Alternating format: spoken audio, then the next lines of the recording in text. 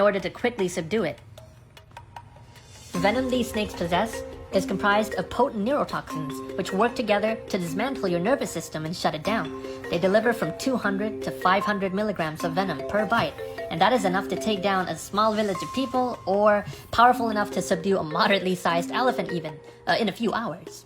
Large king cobras have a reputation for holding on after a bite and never letting go, leading to many fatalities from bite causing shock, cardiovascular collapse, and ultimately respiratory failure to the victim.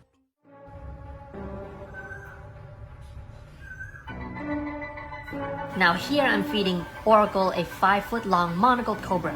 You can really see the size difference between adult kings and most adults from the true cobra genus. And he's aiming for the head right away. His fangs puncture the frozen thought snake, and he makes sure that it's dead before starting to swallow. The process could take from a few minutes to over half an hour, or longer, depending on the circumstances. King cobras are pretty immune to native snake venoms, but to what extent, we don't really know yet.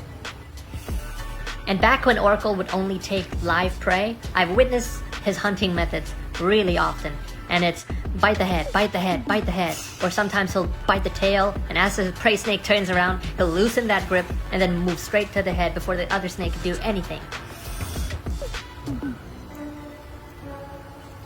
This next video will be a live feeding demonstration, so feel free to skip that if you don't want to see it. A younger king is chasing down her prey after she picked up the scent from half the room away. Now what this king is doing here is, she is narrowed down onto her prey, biting it and doing death rolls, trying to subdue it as fast as possible to reduce the chances of injury and to finish up quickly before attracting any nearby predators. Snakes are the most vulnerable while eating. As I've said before, Oracle has been in captivity for roughly 8 years, spending most of the early years as a show snake, being taken out for educative lectures now and then. So years and years pass, and he gets more and more used to humans. It seems like he's seen it all by now. Just lives out his old years resting, absorbing the heat of the sun while I sit here talking gibberish next to him. He is often weary around new people, and gets especially nervous around uncomfortable people. It is as the rules go. If you're nervous, so is the animal in front of you. Now he was found in a village in Krabi, down south of Thailand, trapped under a sharp metal fence on someone's property, as a snake rescue team was sent in to remove him. The more he tried to break free from it, the more damage he received on his back, and there was also a small dog that was biting at the end of his tail, yanking him back, causing more damage and more panic toward him, ultimately resulting in a lot more injuries. That whole situation may have been the scariest in his lifetime. Since the incident, his scales have healed up as much as they could have, but will never look like what they used to. Instead, the damaged areas here split into new smaller plates, and they seem to be their own instance of scale regeneration.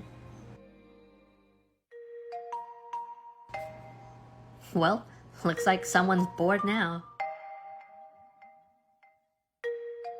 Now I think he's done a perfect job of being a great ambassador for his species and for snakes in general. It was awesome to have him out here and do a segment for you guys. So I think it's time we have him back into his enclosure for his afternoon nap.